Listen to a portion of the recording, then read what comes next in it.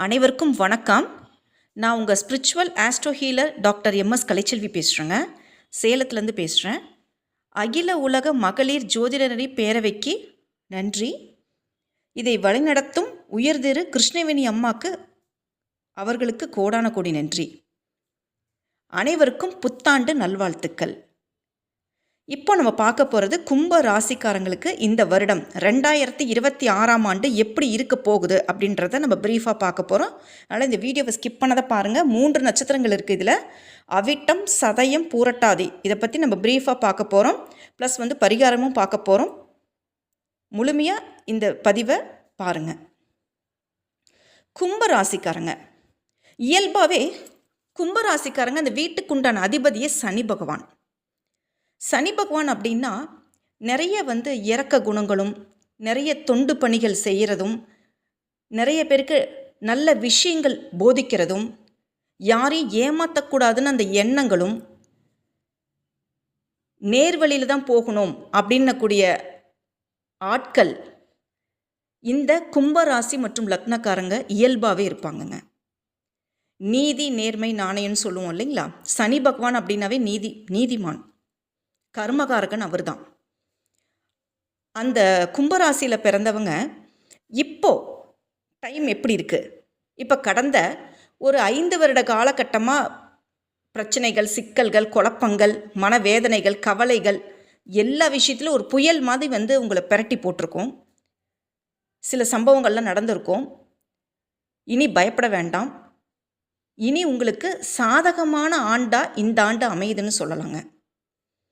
ஏன்னா உங்கள் வீட்டில் ராகு பகவான் அமர்ந்திருக்காரு, 7ஆம் இடத்துல கேது பகவான் அமர்ந்திருக்காரு, 2ஆம் இடத்துல அதாவது பாத சனியாக 2ஆம் இடத்துலையே சனி பகவான் அமர்றாரு. அடுத்தது முதல் 6 மாத காலகட்டத்துக்கு மிதுன வீட்டில் உங்களுக்கு குரு பகவான் அமர போகிறாரு 5ஆம் இடம் பூர்வீகத்தில். அடுத்த 2ஆம் பாகமாக ஜூன் மாதத்துக்கு பிறகு பார்க்கும்போது உங்களுக்கு குரு பகவான் உச்சம் அடைகிறார் 6ஆம் வீட்டில். இப்போ இதை பற்றி நம்ம ப்ரீஃபாக பார்க்க போகிறோம். இப்போது கும்பராசி கும்ப வீட்டிலையே உங்களுக்கு ராகு பகவான் இருக்கிறதுனால நீங்கள் யோசிக்கக்கூடிய ஒவ்வொரு விஷயமே பிரம்மாண்டமாக தாங்க இருக்கும். அடுத்தடுத்து நீங்கள் வைக்கக்கூடிய ஸ்டெப்ஸ் எல்லாமே பெரிய அளவுக்கு தான் வைப்பீங்க, முயற்சி எடுப்பீங்க, அதை சக்ஸஸ் பண்ணுவீங்க. ஒரு தீர்க்கமான முடிவு எடுத்து தான் ஒரு செயல் செய்வீங்க. அவசரப்பட மாட்டீங்க.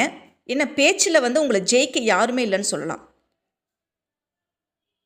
பேசியே ஒருத்தரை எப்படி சொல்கிறது, அப்படியே மாற்றக்கூடிய சூழ்நிலை இருக்குது எப்போவுமே. அது சதய நட்சத்திரக்காரங்கள கெட்டிக்காரங்க. அவிட்டம், சதயம், பூரட்டாதி 3மே சூப்பர். இதில் சதயம் சூப்பராக பேசுவாங்க, பேச்சு திறன் மிக்கவங்கன்னு சொல்லலாம் கும்பராசிக்காரங்க. இந்த வீட்டில் ராகு பகவான் இருக்கிறதுனால நீங்கள் குடும்பத்தில் சின்ன சின்ன குழப்பங்கள், சண்டை சச்சரவுகள், பிரச்சனைகள், சலசலப்புகள் வரும். ஆனால் நீங்கள் எந்த ஒரு விஷயமா இருந்தாலும் சரி டாலரேட் பண்ணிவிட்டு அனுசரித்து போகக்கூடிய கேரக்டர் தான் நீங்கள்.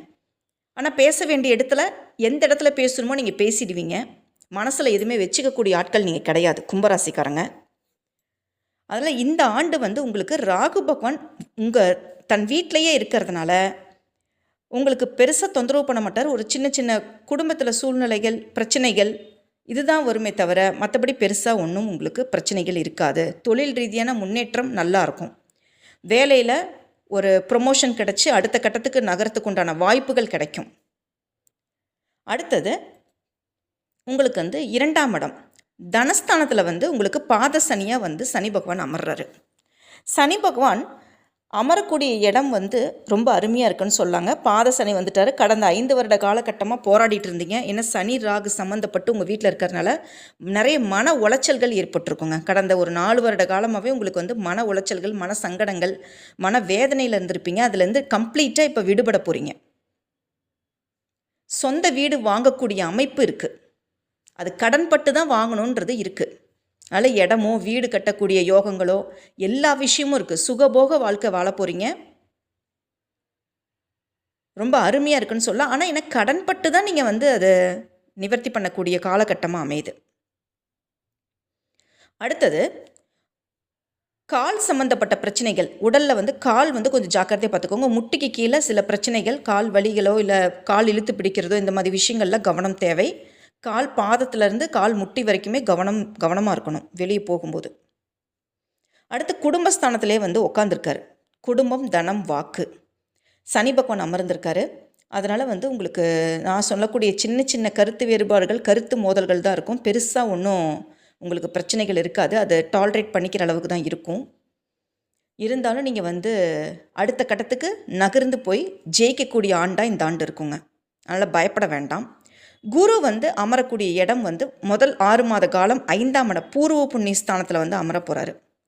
அப்போ 5ஆம் இடத்துலேருந்து உங்களுக்கு எந்தெந்த இடத்த பார்வையிடுறாரு அப்படின்னு பார்க்கும்போது பாக்கியஸ்தானத்தை பார்வையிடுறாரு. அப்போ அனைத்து விதமான செல்வங்களும் பாக்கியங்களும் கிடைக்குங்க. என்னெல்லாம் ட்ரீம்ஸ் நீங்கள் நினச்சி வச்சுருக்கீங்களோ அதெல்லாம் நிறைவேறக்கூடிய காலகட்டமாக இந்த காலகட்டம் அமையுது. உங்களுக்கு அட்டகாசமாக இருக்க போகுது உங்களுக்கு இந்த ஆண்டு. அடுத்து 11ஆம் இடம் லாபஸ்தானம். லாபஸ்தானத்தையும் பார்க்குறாரு. அப்போ உங்களுக்கு மூத்தவங்க யாராவது இருக்காங்க, மூத்த சகோதரன் சகோதரி இருந்தாங்க, அவங்க மூலிமா சில ஆதாயங்கள், அவங்க மூலிமா சில அன்புகள் எல்லாமே உங்களுக்கு கிடைக்கும். இதனால் வரைக்கும் கருத்து வேறுபாடுகள், கருத்து மோதல்கள் இருந்தால் அது சுமூக நிலைமைக்கு வந்து ஒரு கூட பிறந்தவங்க கிட்ட ஒரு சுமூக நிலைமை ஏற்படும். ஒரு சந்தோஷமான, ஒரு ஆனந்தமான, ஒரு மனமகிழ்ச்சியோடு இருப்பீங்க. இந்த முதல் 6 மாத காலகட்டம் ரொம்ப நல்லா இருக்குன்னு சொல்லலாம். 5ஆம் இடத்துல அமர்ந்து உங்களுக்கு 9ஆம் இடமும் 11ஆம் இடமும் தன் கும்ப வீட்டையும் பார்க்குறதுனால சூப்பராக இருக்குங்க. அடுத்து 6ஆம் இடத்துக்கு வந்து 6 மாதம் காலம்தான். இந்த ஜூன் மாதத்தில் எண்டுலேருந்து நீங்கள் பார்க்கும்போது குரு உச்சம் அடைகிறாரு.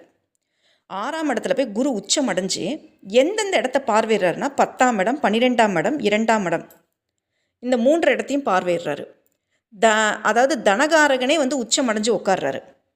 கும்பராசிக்கு கும்ப லக்னக்காரங்களுக்கு 2 கூடிய தனகாரகனும் 11 கூடிய லாபஸ்தானாதிபதியும் குரு பகவான் 6ஆம் இடத்துல உச்சம்.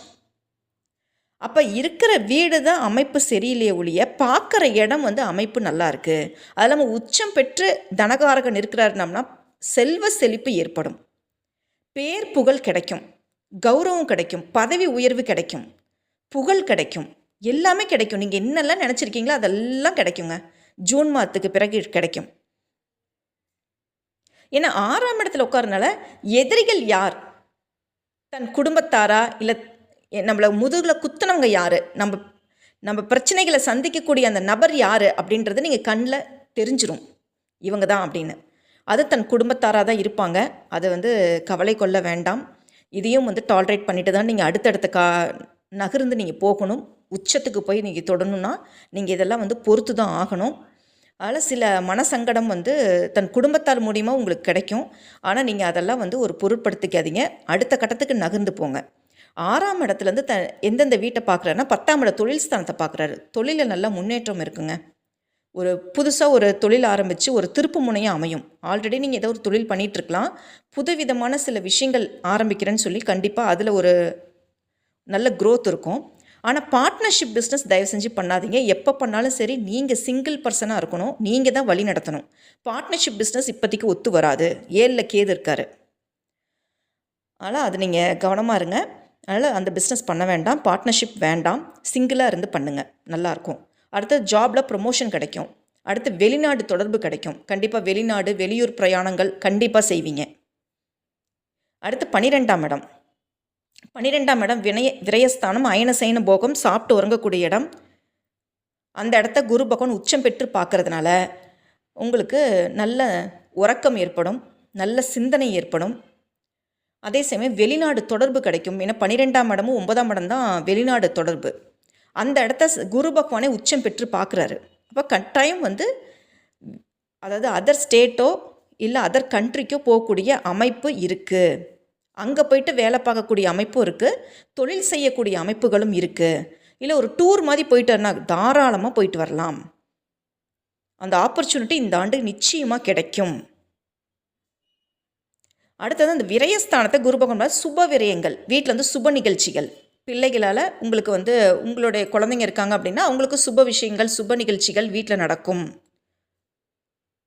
திருமணம் பண்ணக்கூடிய விஷயமா இருக்கலாம், கிரகப்பிரவேசமாக இருக்கலாம், பூமி சம்மந்தப்பட்ட விஷயங்களாக இருக்கலாம். ஏதோ ஒரு நல்ல ஒரு விஷயத்துக்கு தான் நீங்கள் ஆரம்பிப்பீங்க. அது நல்ல விதமாக உங்களுக்கு முடிவடைஞ்சு ஒரு சந்தோஷமான தருணங்கள் வந்து இந்த ஆண்டு உங்களுக்கு கிடைக்க போகுதுங்க. அடுத்த 2ஆம் இடம் குடும்பஸ்தானம், தனஸ்தானம், வாக்குஸ்தானம் சொல்லக்கூடிய இடத்த பார்க்குறாரு. அதாவது குரு தன் வீட்டையே பார்க்குறாரு. அப்போ அனைத்து விதமான செல்வங்களும் உங்களுக்கு வரப்போகுது. தனம் கொட்ட போகுதுன்னு சொல்லாங்க. இனி பயப்படவே வேண்டாம். இருந்தாலும் உங்களுடைய ஜனனகால ஜாதகத்தில் எப்படி அமைப்பு இருக்குது, என்ன தசா புத்தி வருது அப்படின்றது தயவு செஞ்சு உங்கள் வீட்டு பக்கத்தில் அருகாமையில் உள்ள ஜோதிடரை கன்சல்ட் பண்ணுங்கள். சப்போஸ் என்கிட்ட நீங்கள் பார்க்கணுன்னு விருப்பப்படுறீங்கன்னா இதில் கீழே டிஸ்கிரிப்ஷனில் நம்பர் இருக்குது, வேணுன்றவங்க காண்டாக்ட் பண்ணலாம். இப்போ இந்த குரு பகவான் தன் வீட்டையே பார்க்கறதுனால தனஸ்தானம் வலுப்பெறாரு. தனகாரகனே தனஸ்தானத்தை பார்க்கும்போது பணம் எக்கச்சக்கமாக வரப்போகுதுங்க. ஆனால் ஒரு விஷயம் செய்கிறீங்கன்னா கடன் வாங்கி தான் நீங்கள் செய்யணும், வேறு வழி கிடையாது. கடன் வாங்கக்கூடிய சூழ்நிலை உருவாகும். ஆனால் அந்த கடனை அடைக்கிறதுக்குண்டான வருமானம் உங்களுக்கு கிடைக்கும், வரும். அது நீங்களே ஆச்சரியப்படக்கூடிய விஷயங்கள் நடக்கும். இந்த 2026ஆம் ஆண்டு உங்களை யாருமே அசைச்சிக்கவே முடியாது. வின் பண்ணுவீங்க, அது உறுதி உறுதி உறுதி. இவ்வளோ நாள் பட்ட கஷ்டத்துக்கான பலன் இந்த ஆண்டு நிச்சயமாக கிடைக்கும். அது குரு பகவான் மூலியமாகவே உங்களுக்கு அந்த அருள் கிடைக்கும். ஏன்னா குடும்பத்தில் மட்டும் கொஞ்சம் சண்டை சச்சரவு வேணாம், அதிகம் பேச வேண்டாம். கொஞ்சம் நீங்கள் பிரச்சனைகள் இருக்குது அப்படின்னா நீங்கள் ஒதுங்கி போகிறது நல்ல விஷயம். இதில் அவிட்ட நட்சத்திரக்காரங்க துணிச்சல் தைரியம் அதிகங்க. எந்த ஒரு விஷயமா இருந்தாலும் சரி பார்த்துக்கலாம், பண்ணிக்கலாம். எந்த ஒரு விஷயமா இருந்தாலும் சரி நம்மளால் சாதிக்க முடியும். பிரச்சனைகளை எல்லாமே துவம்சம் பண்ணிவிட்டு வெளியே வர முடியும். அந்த ஒரு துணிச்சல் அவிட்ட நட்சத்திரக்காரங்களுக்கு இயல்பாகவே இருக்குன்னு சொல்லலாங்க. நீங்கள் வணங்க வேண்டிய தெய்வம் எது அப்படின்னா, உங்கள் வீட்டு அருகில் உள்ள புத்து இருக்கிற இடத்துல போய் நீங்கள் வழிபாடு பண்ணணும். இல்லை நாகம்மா கோயிலுக்கு நீங்கள் போயிட்டு வரணும்.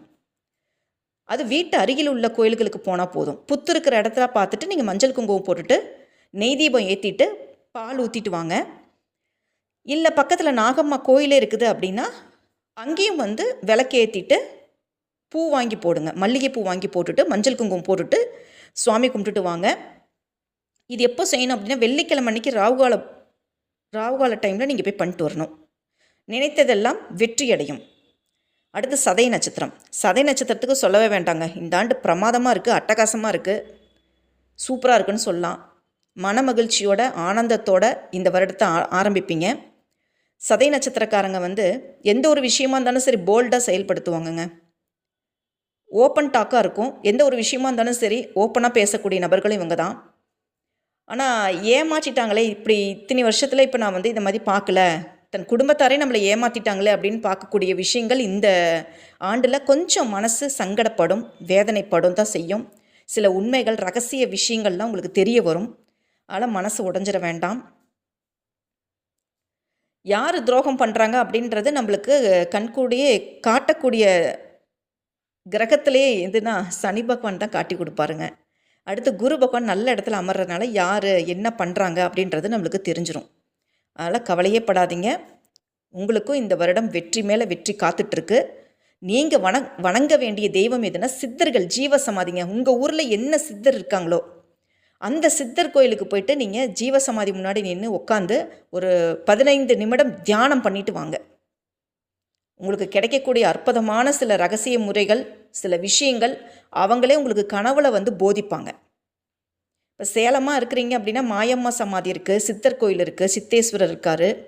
அந்த மாதிரி ஒவ்வொரு ஊர்லேயும் கண்டிப்பாக ஒவ்வொரு ஜீவ சமாதிகளும் ஒவ்வொரு சித்தர்களுடைய பீடங்களும் இருக்குது. அதனால் நீங்கள் எங்கே இருக்கிறீங்களோ அங்கே அருகாமையில் உள்ள சித்தர் வழிபாடு பண்ணுங்க, சிறப்பானது. பூரட்டாதி நட்சத்திரம். பூரட்டாதி நட்சத்திரம் பார்க்கும்போதுங்க ரொம்ப பிளஸ்டுங்க.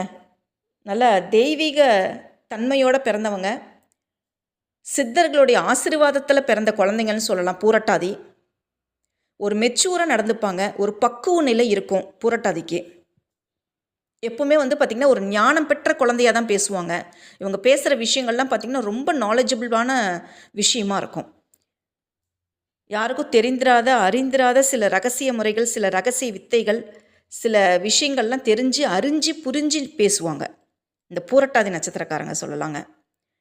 அதனால் நீங்கள் இந்த வருடம் உங்களுக்கு அட்டகாசமாக இருக்குங்க. கவலையே பட வேண்டாம். நீங்கள் வணங்க வேண்டிய தெய்வம் இது. உங்கள் வீட்டு அருகில் உள்ள சனி பகவான் இருந்தார்னா போய் வணங்கிட்டு வாங்க. பறவைகளுக்கு உணவு கொடுங்க. காகைக்கு, குருவிக்கு, அணிலுக்கு, அந்த மாதிரி பறவைகள் இந்த மாதிரி உணவு கொடுத்துட்டு வரீங்க அப்படின்னா காரா பூந்தி எதுனாலும் கொடுக்கலாம். நீங்கள் பிஸ்கெட்டு இல்லை நவதானியம் கொடுக்கறது ரொம்ப சிறப்பு. அதனால் அந்த பறவைகளுக்கு உணவு கொடுத்துட்டு வாங்க. சனி பகவானுக்கு போய் வணங்கிட்டு வாங்க. எப்போன்னா சனிக்கிழமை அன்னைக்கு சனி ஓரையில் போய் வணங்கிட்டு வாங்க. இதுக்கோசரம் நீங்கள் திருநள்ளாறு குச்சனூர்லாம் போக தேவையில்லை. வீட்டு பக்கத்தில் உள்ள சனி பகவானை போய் வணங்குங்க. தயவு செஞ்சு திருநள்ளாறு குச்சனூர்லாம் போயிடாதீங்க. நீங்கள் என்ன ராசி லக்னன்னு பார்க்காம நம்ம போகக்கூடாது. அதனால் அது மட்டும் தவறு பண்ணிடாதீங்க. அந்த இடத்துக்கு போயிடாதீங்க. அது ஜாதக அமைப்பு கரெக்டாக இருந்ததுன்னா அங்கே போகலாம், இல்லைன்னா அந்த இடத்துக்கெல்லாம் நம்ம போகக்கூடாது. அதனால் கும்பராசிக்கு வெற்றி மேல் வெற்றி காத்துட்ருக்கு. கவலைப்படாமல் இருங்க, ஜெயிச்சு வருவீங்க. நம்பிக்கையோடு இருங்க, நன்மையே நடக்கும், வெற்றி நிச்சயம். இந்த சேனல் உங்களுக்கு பிடிச்சிருந்தா லைக் பண்ணுங்கள், ஷேர் பண்ணுங்கள், கமெண்ட் பண்ணுங்கள். மேலும் இது போன்ற விஷயங்கள் தெரிந்து கொள்ள சேனலை சப்ஸ்கிரைப் பண்ணுங்கள். அனைவருக்கும் நன்றி, வணக்கம்.